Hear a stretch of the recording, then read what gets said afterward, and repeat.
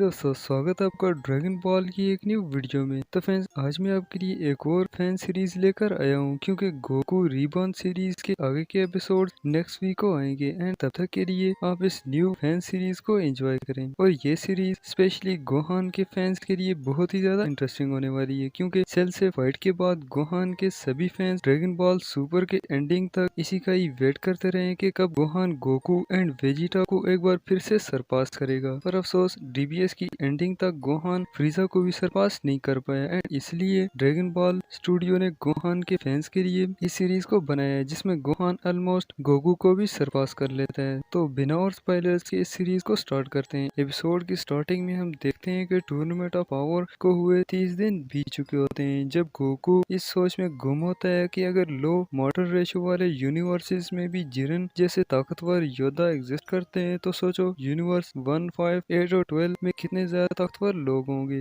जबकि दूसरी ओर गोहान भी शेम फील करते हुए कहता है मैं अपनी फैमिली को प्रोटेक्ट करने के लिए आखिर कब तक डैड और वेजिटा पर निर्भर रहूंगा और वैसे भी ज्यादातर तो वो दोनों यहाँ आज पे होते भी नहीं, इसलिए मुझे भी उन जैसा स्ट्रॉन्ग बनना ही होगा, नहीं तो मैं अपनी फैमिली को भी सेव नहीं रखूंगा। एंड ये सब सोचते हुए गोहान बाहर जाने लगता है। तभी विडल कहती है हे गोहान आपके लिए लंच रेडी है, इसके बाद ही कॉलेज जाना। ओ थैंक्स विडल, पर आज मैं डैड के साथ ही डिनर करना चाहता हूँ। क्या अचानक से ही डैड के घर जाने का प्लान बना लिया? ठीक है, पर रात से पहले घर वापस आ जाना। आपको पता है ना पेन आपके बिना नहीं सोती। फिक्र नहीं करो स्वीटी, मैं जल्दी आ जाऊंगा। जबकि यहाँ गोकू, गोटेन और चीची लंच में बिजी होते हैं तभी गोहान भी यहाँ पर आ जाता है जिसे देख चीची कुछ ज्यादा ही एक्साइटेड हो जाती है क्योंकि गोहान को लास्ट टाइम यहाँ विजिट किए हुए 25 दिन बीत चुके थे। एनीवे डिनर के बाद गोहान गोकू को बाहर आने को बोलता है जहाँ घर से थोड़ा दूर आने के बाद गोकू से कहता है कि वो पिछले 3 दिन से यही सोच रहा है कि उसे भी शक्तिशाली बनना ही होगा, भले ही बाकी लोगों के लिए ना सही पर अपनी फैमिली के लिए तो बनना ही होगा क्योंकि वैसे भी उसकी रिसर्च ऑलमोस्ट कंप्लीट हो चुकी है और अब वो एक सीनियर स्कॉलर बन चुका है। ओह ऐसी बात है, पर मैं तो सोच रहा था तुम मार्शल आर्ट से पूरी तरह रिटायर हो चुके हो। जी डैड, मेरा भी यही प्लान था पर अभी नहीं, लेकिन मैं इस बात से और भी ज्यादा परेशान हूँ कि पता नहीं मुझे आप और वेजिटा के इक्वल होने के लिए कितना ज्यादा समय लग जाएगा। सुनकर अच्छा लगा बेटे कि तुम भी ट्रेनिंग करना चाहते हो, पर तुम्हें फिक्र करने की जरूरत नहीं। भले ही तुम हाफ सेन हो लेकिन तुम्हारे मम्मी डैडी दोनों के प्योर हार्ट के कारण तुम्हें इमोशनल जीन्स विरासत में मिले हैं। और आसान शब्दों में कहूँ तो तुम्हारा शरीर सेन का है पर हार्ट नॉर्मल ह्यूमंस का, जिसका मतलब तुम अपने पोटेंशियल को तुरंत ही अपग्रेड कर सकते हो। क्या कहा इमोशनल जीन्स? शायद इसी कारण ही मैं थोड़ी सी ट्रेनिंग से ही काफी ज्यादा पावरफुल बन जाता हूँ। एंड जब यहाँ बाप बेटे के बीच इस तरह की डिस्कशन चल रही होती है वहीं दूसरी तरफ बेलमोड अभी तक टूर्नामेंट ऑफ पावर में होने वाले इंसल्ट को नहीं भूल पा रहा होता और वो फीलिंग उसे बार बार परेशान कर रही होती है जो उसे रेस होते टाइम फील हुई थी। हे मार्गरेटा, तुम्हें नहीं लगता ये सेन गोकू तुम्हारे डैड और जेनो सामा के साथ बहुत ही रूडली बिहेव कर रहा था? मेरा मतलब उन्हें एक छोटा दोस्त बनाया हुआ था।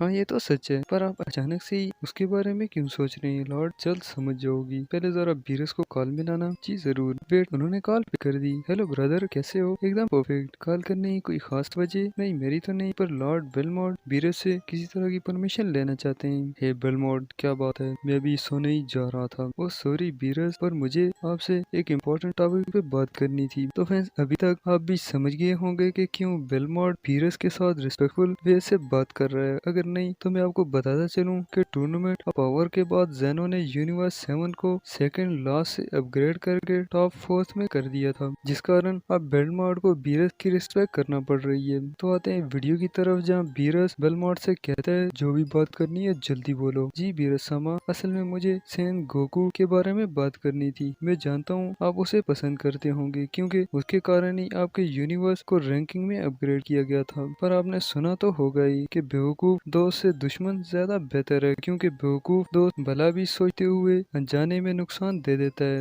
साफ साफ बोलो बेलमोड, तुम्हें गोकू से क्या चाहिए और तुम्हारा ये सब कहने का क्या मतलब है? मेरी बात अभी पूरी नहीं हुई है बीरस। देखो गोकू ने पहले ही हमारे लिए मुसीबत को बढ़ा दिया है एक और जेनो को लाकर, और उसके बाद टूर्नामेंट ऑफ पावर वो भी उसी की वजह से ही हुआ था। अगर ऐसा ही चलता रहा तो वो बेवकूफ सेन एक न एक दिन पूरे मल्टीवर्स को इरेज करवा देगा। इसलिए बेहतर यही है कि उसे हम पूरा पेड़ बनने से पहले ही काट के फेंक दें। ओए बेलमोड, तुम होश में भी हो ना? ये सब क्या बके जा रहे हो? गोकू कोई ऐरा गैरा मॉर्टल नहीं है जिसे तुम इरेज कर दोगे और कोई पूछेगा भी नहीं। वो ज़ेनोसमा का खास बंदा है, उसे कुछ हो गया तो वो मुझे कभी भी माफ नहीं करेंगे। मैं ये सब अच्छे से जानता हूँ लॉर्ड बीरस, पर सोचो वो एक मॉर्टल है जो अपनी मौत भी तो मर सकता है। ज़ेनो से यही कह देना कि वो अपनी मौत मरा है। हाँ हाँ, ये एक्सक्यूज काम कर सकता है, पर ये मत भूलो तुम अकेले ही उस मॉर्टल को खत्म कर सकते हो। अगर तुमने अकेले ही कोशिश करी तो वो इतना टाइम जरूर निकाल देगा जिसमें काई सब कुछ देख लेंगे और वो डायरेक्टली ज़ेनोसमा को भी बता सकते हैं। नहीं बीरस, आपको फिक्र करने की जरूरत नहीं। मेरे साथ 2 और डिस्ट्रॉयर भी हैं जो सेन गोकू से मेरे से भी ज्यादा नफरत करते हैं। हम तीनों मिलकर उसका नामो निशान मिटा देंगे। ओके ठीक है, पर याद रखना मेरा किसी को भी पता नहीं चलना चाहिए कि मैं भी इसमें इन्वॉल्व था। हे विस, तुम भी अपना मुंह बंद ही रखना। एंड इस सब डिस्कशन के बाद लॉर्ड कोटेला, चांपा और बेलमॉर्ड उसके एंजल्स के साथ फुल स्पीड प्लैनेट अर्थ की तरफ बढ़ने लगते हैं। एंड कुछ समय बाद यहाँ डेंडे और पिक्लो को बहुत ही पावरफुल एनर्जी सेंस होती है। इवन कि इस एनर्जी को सेंस करने के कारण दोनों के शरीर तक कांप उठते हैं। जबकि दूसरी ओर गोकू के घर के पास एक मीटियोर गिरने जैसा धमाका होता है जिसमें से तीनों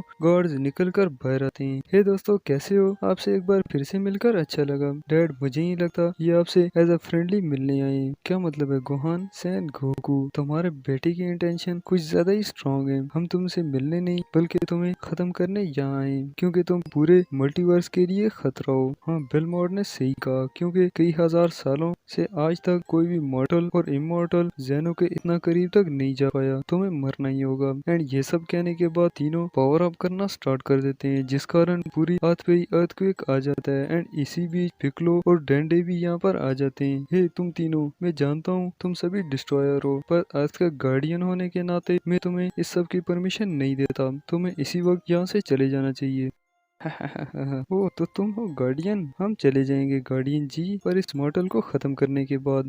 हे डेंडे, पिक्लो, गोहान, तुम सब पीछे ही रहना, मैं अकेले ही इन्हें संभाल लूंगा। बेवकूफ मत बनो गोकू, वो डिस्ट्रॉयर हैं। मैं जानता हूँ पिक्लो, पर इतनी आसानी से मैं इनका शिकार नहीं बनने वाला। एंड ये कहते ही गोकू सुपर सेन ब्लू में टर्न होकर तीनों पे अटैक कर देता है, जिसमें कुछ समय तक तो गोकू तीनों को इजीली संभाल पाता है, मतलब कि उनके अटैक को इजीली डॉज कर पाता है और अटैक भी कर पाता है। लेकिन गोहान सेंस कर लेता है कि उसके डैड अगर इसी रफ्तार और पावर के साथ लड़ते रहे तो वो ज्यादा देर तक उनके सामने नहीं टिक पाएंगे, जल्दी ओवर पावर हो जाएंगे। तो वो सुपर सेन 2 में टर्न होकर कोटेला से कहता है, ये तुम शमनी यादी एक के अगेंस्ट तीनों फाइट कर रहे हो। ओ, तो बच्चे को भी जोश आ गया, पर मैं तुम्हारे साथ ज्यादा टाइम वेस्ट नहीं करने वाला। एंड तुरंत ही गोहान को एक स्ट्रॉन्ग पंच मारता है जिसे गोहान ब्लॉक तो कर लेता है, लेकिन सिर्फ शॉक वेव से ही गोहान का लेफ्ट आर्म पूरी तरह से ही फ्रैक्चर हो जाता है। और इससे पहले कि गोहान खुद को संभालता, कोटेला एक बड़ा डिस्ट्रक्शन बॉल बना के लॉन्च कर देता है जो गोहान को छूते ही राख में मिला सकता था। पर हमेशा की तरह पिक्लो इसे अपने ऊपर ले लेता है क्योंकि वो अपने सामने कभी भी गोहान को तकलीफ में नहीं देख सकता। एंड पिक्लो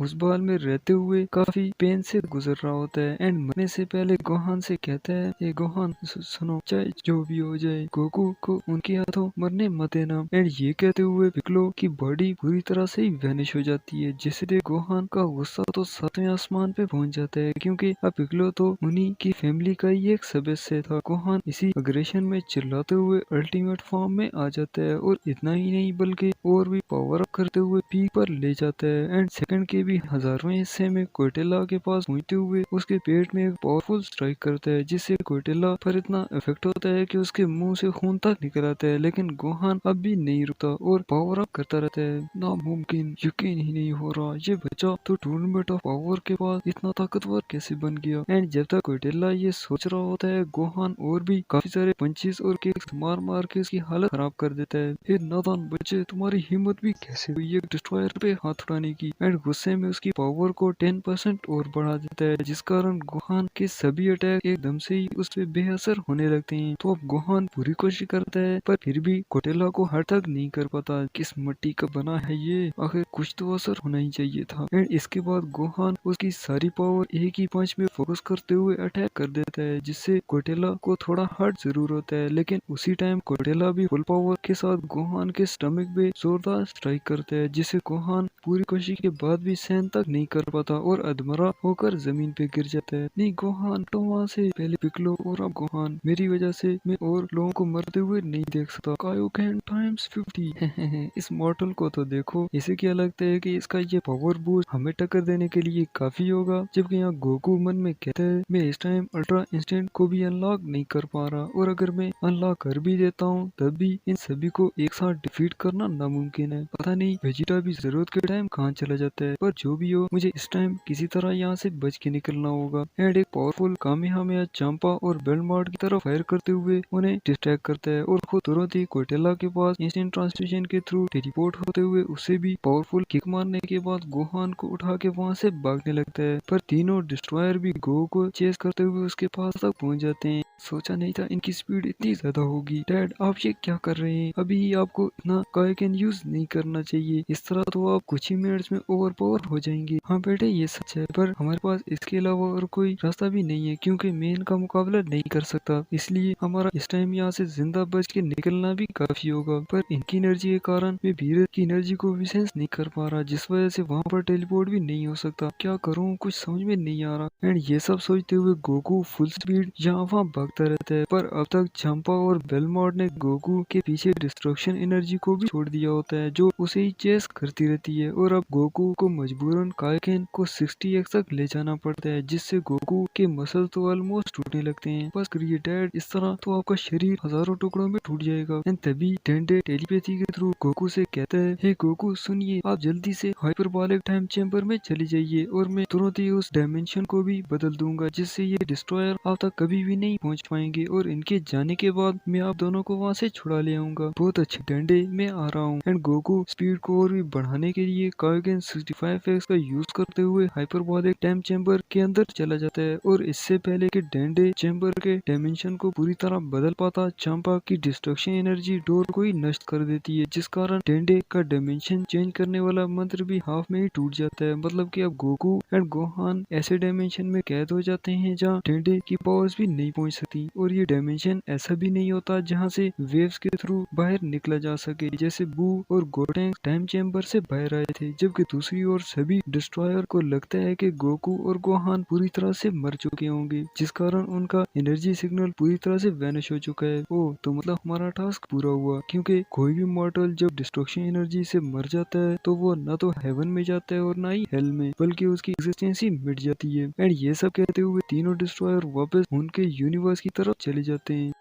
मैं गोकू की एनर्जी सिग्नल को बिल्कुल भी सेंस नहीं कर पा रहा। सॉरी गोकू, मैं इसमें तुम्हारी कोई भी मदद नहीं कर सकता, क्योंकि हमारे पास पावर तो है पर हम इन्हें अपनी मर्जी से यूज भी नहीं कर सकते। अब तुम मुझे और परेशान नहीं कर पाओगी गोकू। तो वैसे यहाँ पर आप सभी के लिए भी एक क्वेश्चन है कि क्यों वीरस भी इन तीनों डिस्ट्रॉयर के साथ गो को खत्म करने नहीं आता। And first 5 answer will get a shout out on the next dragon ball video. तो आते हैं वीडियो की तरफ, जहाँ अर्थ पे सभी जी फाइटर्स गोकू, गोहान और पिकलो को लेकर काफी ज्यादा चिंतित होते हैं। एंड यहाँ पर ही ड्रैगन बॉल गोहान सीरीज का पार्ट 2 खत्म होता है। आगे की स्टोरी नेक्स्ट पार्ट में।